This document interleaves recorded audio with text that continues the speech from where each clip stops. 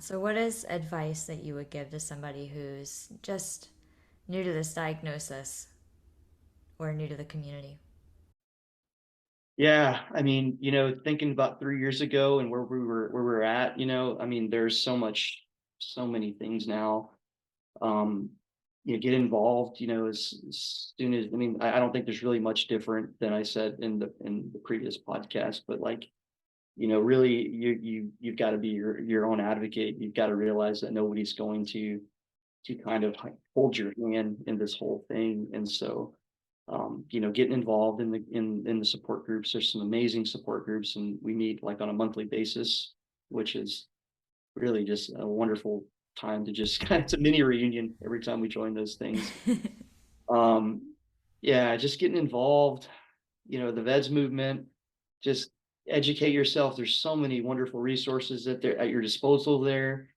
Um, Finding your hospitals, getting your building up your care team. I mean, there's really no rocket. I mean, it's not rocket science, but I will say there's definitely it requires work. It's a lot of work. And unfortunately, what you have to understand is living with this life-threatening condition is that it's going to be work. Not only are you living the day to day and you have struggles in the day to day, but it's at the end of the day, you've got to be your own advocate. And it does feel like now versus back in 2019, and there had been some change in 2019 from when I was diagnosed in 2017 already, but it does feel like there are more resources to help in all of that now than there was before. So it's Yeah, like it's hard and it's yeah. frustrating. To me, it feels less frustrating than it did even 3 years Uh, ago. And I hope that that makes a difference for 3 years from now, right? I think so. I mean, hopefully 3 years from now, it'll be even better, right? Like I think, where we're at today, just taking advantage of what we have right now can definitely, save your life. I think.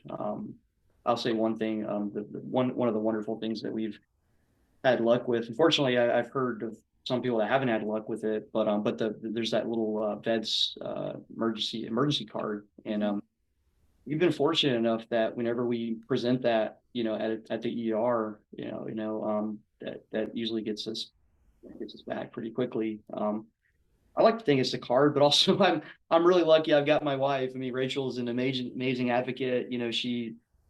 She's a firecracker. When she's in that situation, she really shines. And yeah, for some reason, she's got like this amazing gift that when she speaks, people kind of listen to her. And so I'm as a husband living with this condition, I'm really lucky to have an amazing advocate. And yeah, that's super lucky.